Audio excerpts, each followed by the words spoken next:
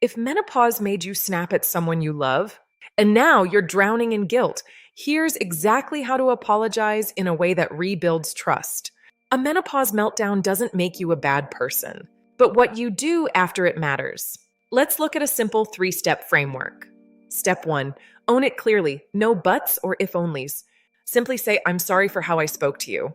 Step 2, explain without excusing. This is about context, not justification. Say, I was emotionally overwhelmed, but that's not your fault. Step 3, offer repair. Show them you are committed to doing better. Say, you didn't deserve that. I'm working on handling this better. A few more things to remember. Don't over-explain. Your apology loses power when it's buried in words.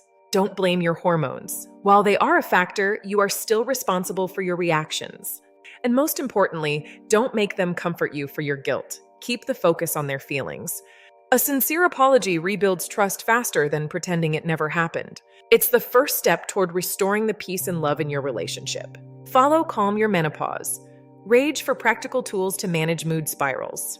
And protect your relationships. You don't have to navigate this alone.